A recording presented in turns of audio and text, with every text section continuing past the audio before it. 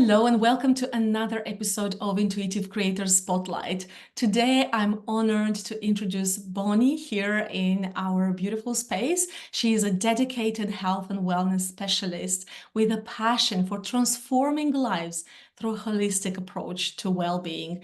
Bonnie's journey from an economics graduate to a clinical Pilates expert and face yoga teacher is a testament to a beautiful resilience that she has, determination and intuitive wisdom.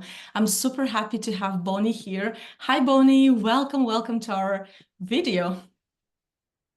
Thank you so much, Stella, for having me here today with everyone else who is watching us today. And I am so happy to be here and to share my story, which may maybe inspire others. I'm sure it will, because when we share our stories, it brings a lot of healing, inspiration, and motivation for whoever needs to hear that. So I'm super grateful you're here today with us. So I know, Bonnie, that your journey from economics graduate to a health and wellness specialist is quite interesting. So I'd like to ask you, what was that moment when you decided to follow your intuition and pursue a career in Pilates and wellness? Yes, the story is really interesting, and I still wonder how that happened, to be honest, because I've been working in the office and I wasn't really happy with what I'm doing. I didn't see any sort of happiness in the work I was doing in terms of what will bring me in the future. So, and I haven't been happy for a few years. So one day, well, it wasn't one day, but it feels like one day I decided to leave office job and I didn't have anything else. I left. I left the work and I started to think what else I could really do. I started to look for a different job, maybe in a different sector. I wanted to work in marketing, and it was quite competitive, and it's still very competitive um, sector. And I couldn't find any job which I would either like or I would be accepted. So I started to think about maybe something else is there for me. You know, I don't have to really do what I studied. And I came to one beautiful Pilates class still when I used to work. I used to work in Wimbledon in London. And I really liked the teacher and the class. And after the class, the teacher came to me and she said, I can't believe it that it's your first time doing Pilates. And I actually couldn't believe what she said because I felt like it was easy, it was very natural. And then I started to think that there is something about it, something which maybe it's my superpower. It was absolutely beautiful and natural to me, the fluid movement and expressing actually with movement, which was really beautiful. So I started to think that maybe Pilates, it's the journey I should be discovering. And I started to look for the ways how I can become a Pilates teacher without any education in sport, fitness, and anything related. And it wasn't actually in that time that easy. So we are talking about 2009. So I had to really search and look how to get into that industry, which wasn't straightforward.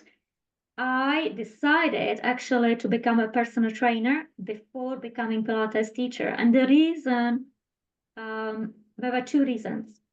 Number one, getting some education in related to fitness and sport, which you need if you like to study further and become a specialist in different areas and to earn money because I didn't have any job in that time.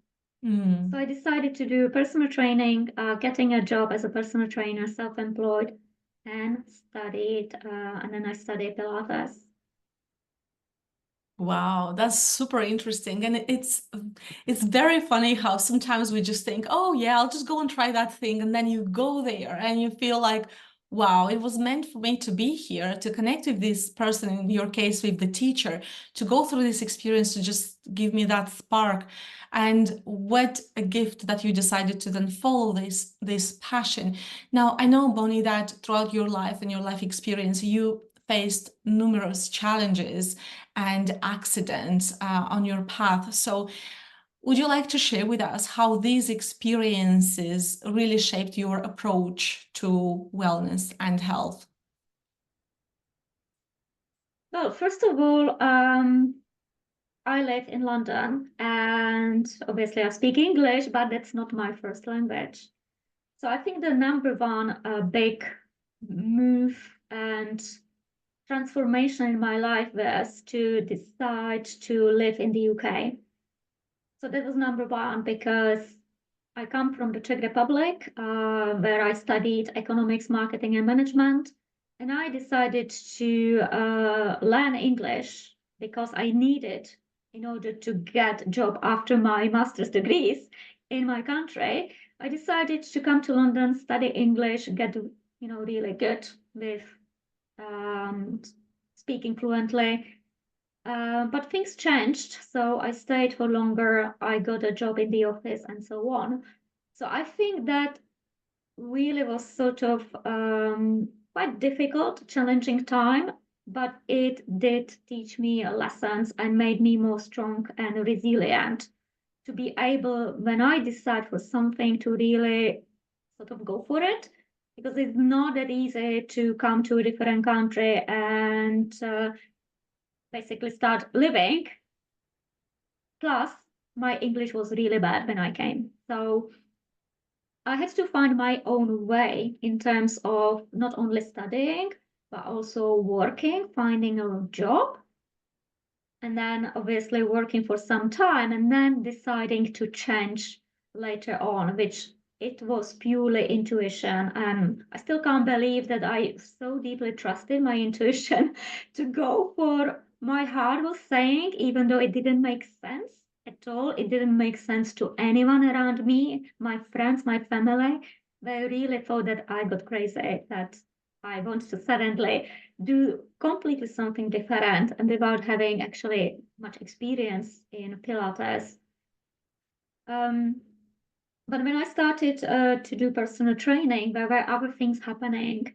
I realized how personal training and fitness is competitive as an industry, and I'm not really sort of competitive person. I'm more like, okay, let's work as a team because there is a purpose. And the purpose for me was always health rather than general fitness, which fitness can go too far, one direction, that may not lead to health.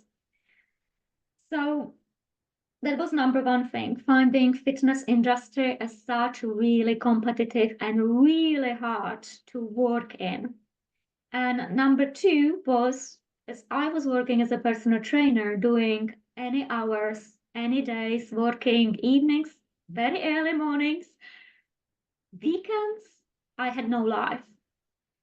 But also, I started to overwork myself, not only because of the hours putting in, but also working out. So trying to keep fit and overworking my body. And then that's where I realized how many imbalances and asymmetries I have in my body.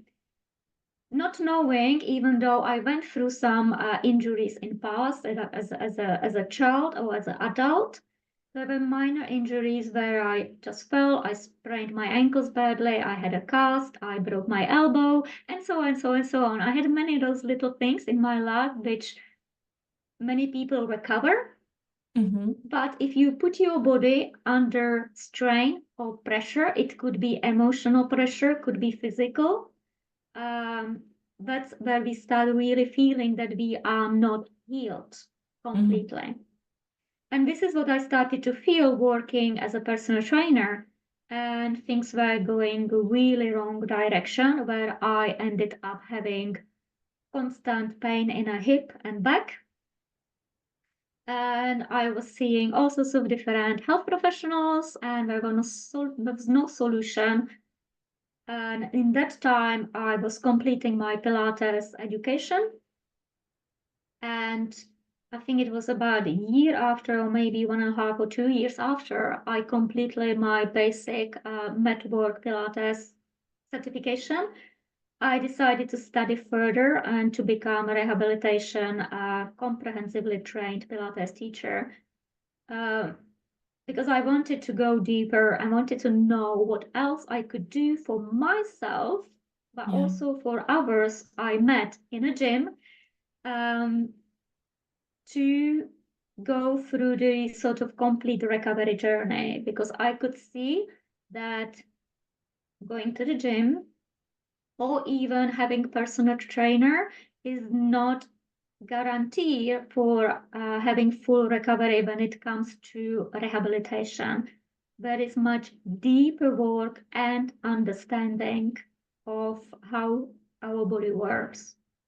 Wow, this is incredible. And I love that you are bringing into the awareness through this video as well, the fact that health is so much more important than just that journey of like intensive fitness. That is good too, but it's so important to look at your health overall, because if you don't have that, then you can't do fitness either, right?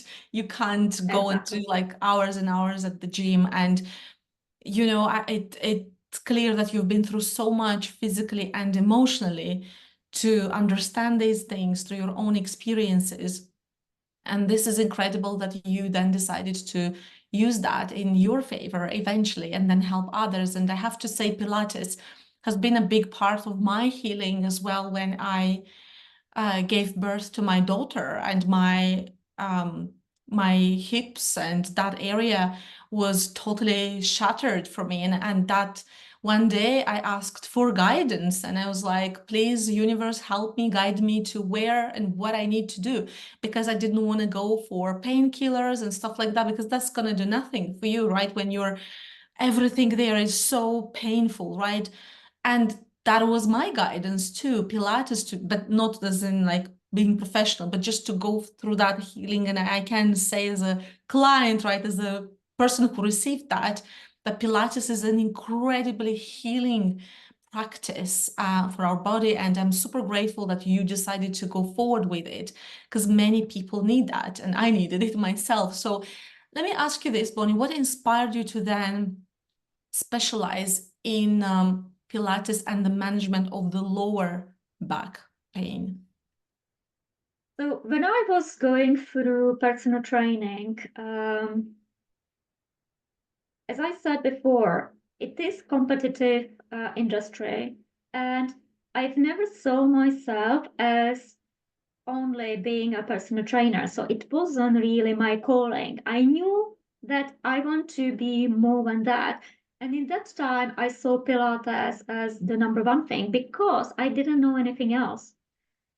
But once I got into personal training industry and I started to have clients, I felt like I want to really specialize in something particular rather than doing the general stuff, which never really been that interesting for me. Even though I go to the gym, I do my stuff on myself, but I wanted to really go in depth into certain areas. And I choose low back pain. To be honest, in that time when I choose low back pain, I didn't know why I'm choosing it. I didn't have back pain that time. Mm. So again, I would just say it was just intuition and guidance. There were several specific different ways where you can go. So you could specialize in obesity, you could specialize in weight loss, you could specialize in different things, and I choose low back pain. So, and I think it was before I studied Pilates. So I did personal training, general, low back pain, and then I went into mat work, general Pilates. Then I started to have those issues when I was working probably second, third, and fourth year as a personal trainer.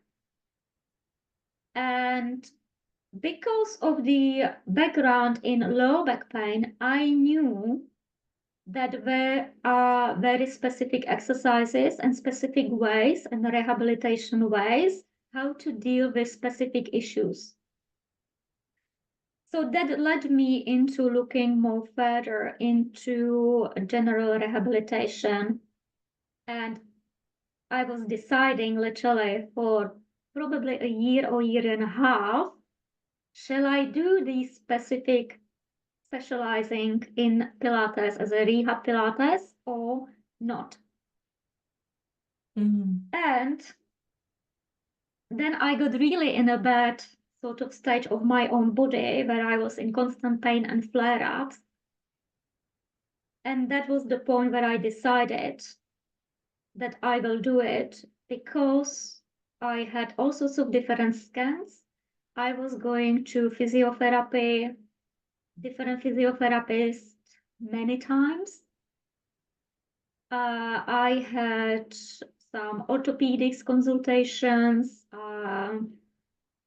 X-rays, MRI, and all sorts of things. And there was zero findings. Everyone was saying there is nothing wrong. And I was like, but I do feel inside there is something wrong. I don't know what it is.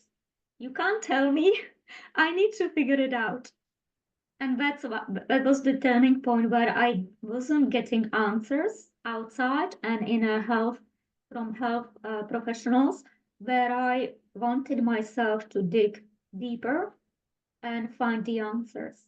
But that's not all. When I enrolled in the course, we had to complete several hours, training hours, to observe sessions and to train. So we need to do lots of hours to put in to really get the understanding. So I decided to test on myself, and I enrolled in a course. So that was led by physiotherapists, and um, there were basically Pilates sessions on the machines, but it was led by physiotherapists within the clinic where I was learning. I went to one class only and I didn't even completed the class.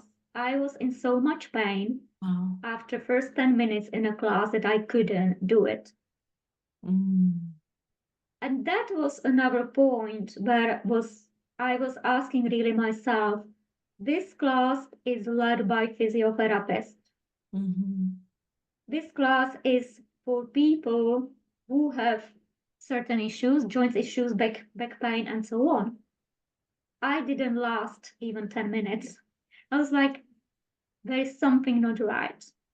Yeah. I didn't know in that time what is not right. Now I understand, but it took me a while to really understand how the body works and that one thing doesn't suit everyone. But also now I understand that if you are in pain, and the pain is either acute or chronic, you can't really go to the class where they are already progressed to certain level. It's not going to work for you. You really need to start from complete beginning, even though it means maybe going 10 steps back, maybe doing things which you would consider is for old people. That's what I thought at that time when I really started to think about myself as my client. I was literally lying on the floor and I was like, okay, you are your client. What you would say to your client? And I was shocked that I was able to teach myself as I would teach a client who's got this specific issues, not thinking about who the client is or how old the client is. It doesn't matter in that point. What matters is the body, what those body symptoms are, what the body is going through, taking in consideration past health history, medical history, and so on, and really thinking about just how I can help the body, not thinking about the person, their age, their circumstances. It doesn't really matter in that point. How many children they have doesn't really matter in that point, even though this information is good to have. What matters is what the body is trying to tell us, Mm-hmm. and then really work with it rather than thinking it's something which is outside object, which we want to give a medication to or whatever it is. So I look at it in completely different way. And every single time I have a client, no matter if I know the client really well, um, I always look at the situation, the current situation they are in Mm-hmm. that session, in that moment. And probably I do it intuitively, even though I wouldn't call myself spiritual or intuitive person. But when it comes to body, I am very intuitive. But Yeah. I'm not otherwise intuitive in any other aspects of life. I can't explain it. I can explain it as a gift or as a superpower. But if I am in with a client, I literally see the um, the body's restrictions and the compensations. I just can see it. It's something uh, you may probably be able to learn, but it comes from very deep body awareness on yourself, but also being able to take your own body awareness into someone else's body. Mm-hmm. But I think that I do believe that that comes really from your own personal experience first, experience it on yourself, and then being able to see those things in other people. It just makes it easier Mm-hmm. rather than taking others' body and trying to connect it to the knowledge you learned from books or on a course. I I feel that it doesn't work that well as if it's going through you. You got the knowledge which you internalize and you understand it deeply in your body, and then you take that knowledge and you see it in others people basically body to be able to help them because they can't feel it, they don't know, but I can guide them to see it and feel it. Actually, I guide them to feel it because seeing it is not, we we can take the information from what we see in a completely wrong way, and this is what I feel like is happening when I teach group classes. Mm-hmm. I don't teach group classes on a regular basis anymore. I teach one-to-one. Um, but when I teach group classes, I can see the big difference between people who are used to seeing and doing the exercise, whatever it is, in a group sessions, and people who already can feel and doing the exercise. There's a big difference. I can see the difference. That's an amazing skill to have. And to me, it just sounds that you have discovered your own way of listening to your own intuition because our body Yeah. shares so much information with us, and you found your own way of connecting with your own body and listening to all of this stuff, which is so super magical. And even when you talked about those points when you knew you had to go for a Pilates class, you knew you had to do certain things. And that was you connecting with your body. And thank you so much for sharing this because to somebody who maybe feels this intuitive guidance, in that moment, or just like a random thought, apparently, which is never random, that, it's a beautiful story that you're sharing with everybody who's watching us to know that it's important to listen to these signs, to what our body is telling us, to what we feel, to what we see, to understand the difference between them. And this is really, really precious work. Now, I also know, Bonnie, that you also have a big part of your work, which is face yoga, and face yoga is a unique part of your practice. Can you explain to us what face yoga is, I guess, and how can face yoga contribute to overall wellness? Yeah. So face yoga is very similar to any body exercise. So basically, it's based on a series of exercises. Now, usually these exercises are for a purpose of to tone your facial muscles. So basically, movement with the body, any parts of the body creates the muscle tone. And then obviously it can create certain aesthetically pleasing results when we increase the muscle tone. So the science behind face yoga is the same, but on a face. So we are doing certain movements with our face, which increases the muscle tone. So we become more toned in the face. Saying that, because I have an opinion on everything when it comes to body, and using my own experience, I started with face yoga when I gave birth to my son. So when he was about 18 months old, I was extremely tired.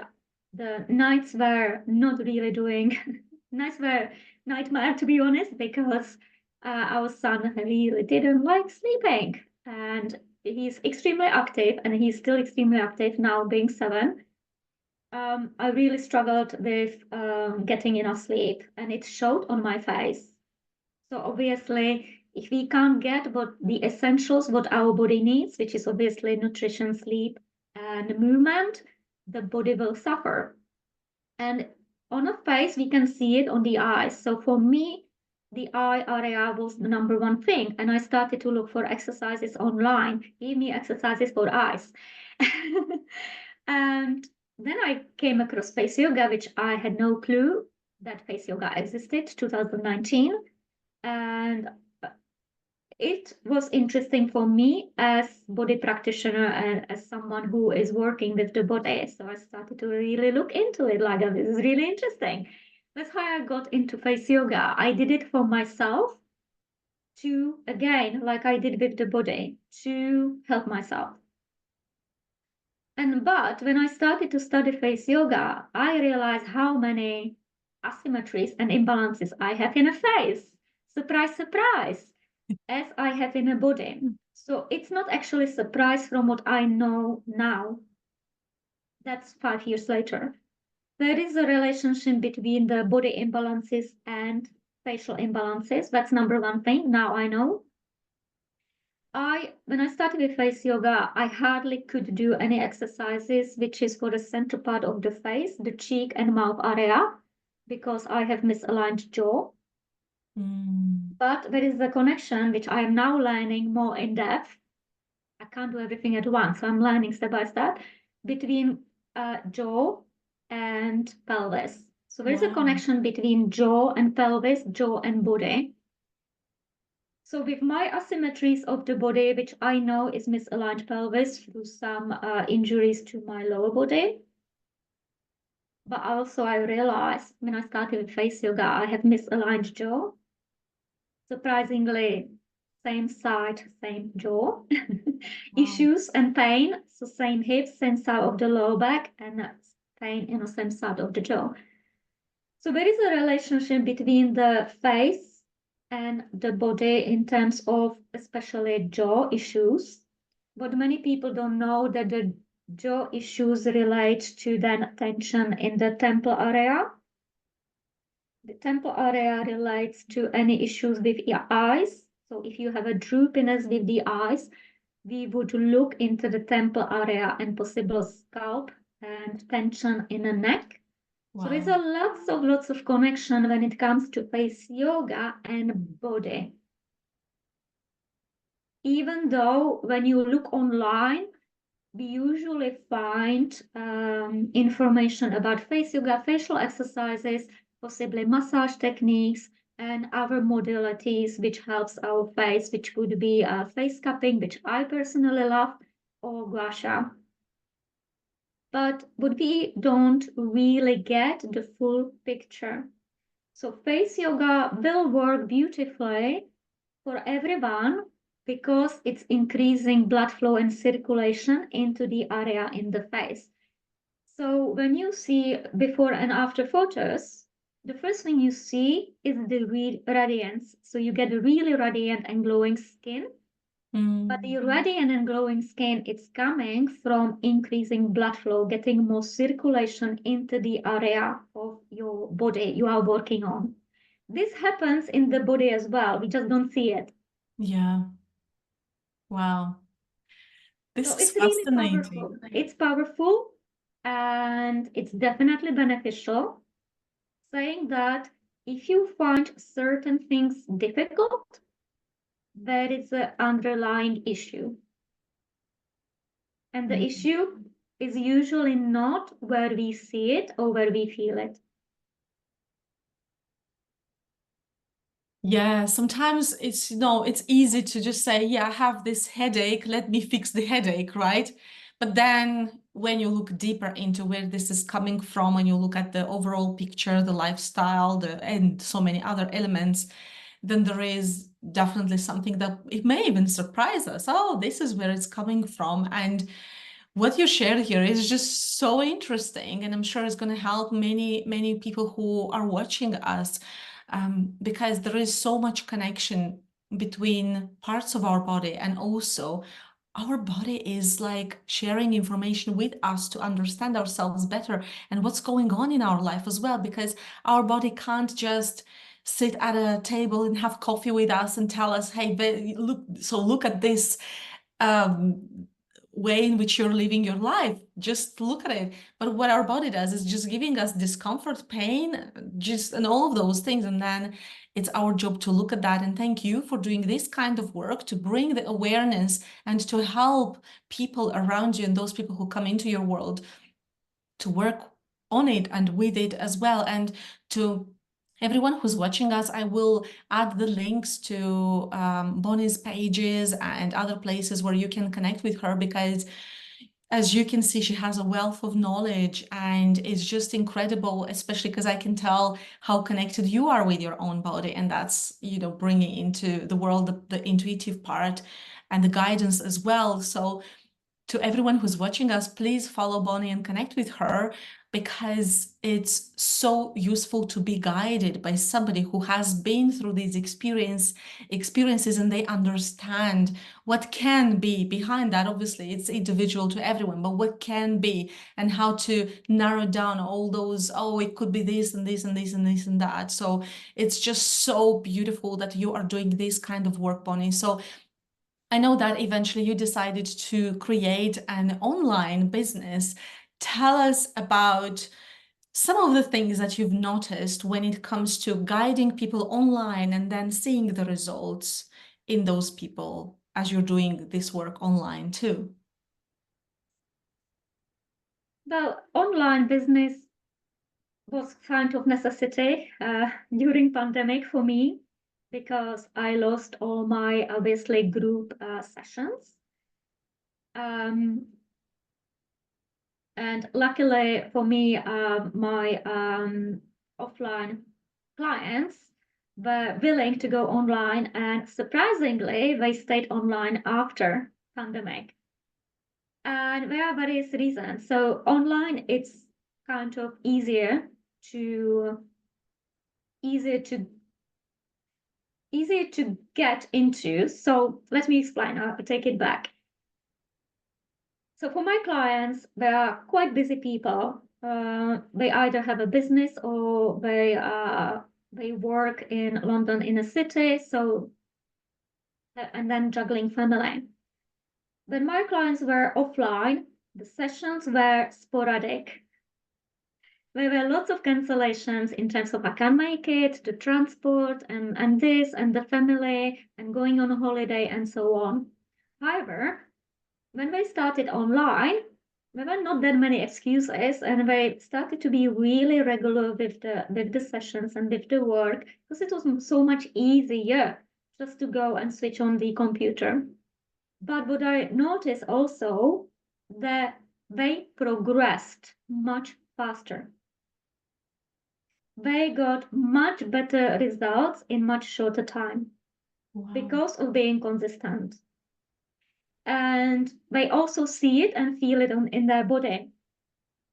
So for this reason, even though they are fairly local, they are still doing online. And for me, it means I save myself time as well, lots of time, especially in London, because the distance, even though it's short, you may spend hours just to just to go a few streets somewhere, or fairly locally. It's not that easy to get to places fast. So this is one aspect of online. It actually helps the clients to be consistent, which is very, very important. Secondly, online has a flexibility for me, but also for clients. They have more time to do whatever they need to do, and I have more time as well to do other things. And also, it's easier to record sessions. So, so if there is a need for a client to get extra resources, it's so much easier these days to give them those extra resources, either on a platform or just send it or just record it, which is very, very useful because everyone has a different ability of learning. Some people need to see things, some people need to see things few times, some people need to see and read. So with the combination of things which we are able to provide in fairly short time, which wasn't possible to do it that fast offline. It took actually sometimes few weeks to deliver information, or waiting another week actually to deliver the information for another session.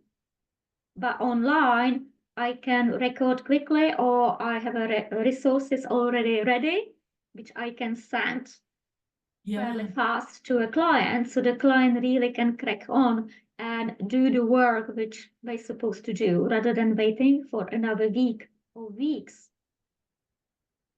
So with in-person sessions, this was a big, big issue in terms of being able to deliver information fast so the client can really start working on themselves. So I think online, for my work, helps a lot. And I think people really underestimate and often say, oh, but I prefer offline. It's just their Mm. preference because they never experience how online can be beneficial and for them. Mm. And things can happen really fast. That's amazing because then they create their own system of processing information, watching, and then I know myself, like when I study something, I like to study like live in person and online. But when it's online, I can pause, go back, reflect, make a note, do an Exactly. exercise, and I can like do that self-study and I can take it at my own pace. And thank you for bringing that because, like you said, if somebody was used to just in-person events, they may want to try it online now. So thank you for that. So now, as we're wrapping up this episode, Bonnie, if you were to share a message with everyone who's thinking now, okay, maybe now it's time for me to start connecting with my body more, to understand the symptoms, what's happening, how it's happening, what message would you share with them? I think the number one thing is really to get in tune with your body, but you need space and you ideally in a quiet time. So dedicating time of the day which suits you, could be early morning or evening or whatever suits you, and spend time with yourself, with your body, feeling it. You may prefer, I have to say, what works best, lying down flat on a floor or on a mat. And the reason is that you will feel the gravity bringing the body down. It's completely different sensation from being upright. But also you may notice when you are upright, depending on what you do in your daily life, you may already, when you close your eyes, feel certain areas of tension or discomfort. But you might be used to it so much that you don't really pay attention to it anymore, but it's still there. But when you close your eyes and when you get in a piece of quiet, you may be still able to feel it. So that's the number one thing, really connecting to yourself, and don't disregard these signs and symptoms, which we all have. We all have it. But our body adapts fairly quickly, and we stop basically feeling it. But however, when you go down on the floor and you are lying down flat, you may start feeling it again. because of the gravity working from different part, different place. And then once you start feeling and really ask yourself, if it's, for example, your neck, okay, my neck is stiff. What am I doing on a daily basis? Why the neck might be stiff? It might be because you are doing lots of computer work and you are not taking enough breaks. It could be sleeping position. It could be all sorts of things. And you can do this for every part of the body. So doing little scan, but also asking yourself, why? What might be happening? What am I doing on a daily basis? How is my lifestyle, my work, how is basically the way I'm living affecting that part of the body? I do this with clients, but I do it really quickly. I always ask them before the session, like, what's going on? What's been happening? How are you feeling? Usually they say, oh, I'm feeling fine. And then they start talking later on, and they start saying, oh, this and that. And I get this information from them. So it helps me to understand where they are at in that moment. So I can tailor the session for them if we are having private session. Also, it helps me to understand where we were before, where we are now at, what happened in between. I ask lots of questions. I'm like a spy in people's life. I know everything. And then I can really link it, how long it takes to the body to recover, what I need to adjust, what I need to add or take out of the daily routine, of what works, what doesn't work. So basically, when you start doing this, you can adjust your routine, your lifestyle, your habits. It is a process. Obviously, it's much faster doing it with someone because they can see it, they know exactly what is happening. For you, it's really beneficial because you can work with the body, not against the body. It doesn't take you long. It can be 5 minutes lying on a floor every single day. Prefer floor, hard surface rather than bed, because obviously the bed can just, adjust to your body, so you may not feel it in the same way unless it's certain parts are really tight and in discomfort. But I think this will be the easiest way how to get in tune, start listening and adjusting, take some actions.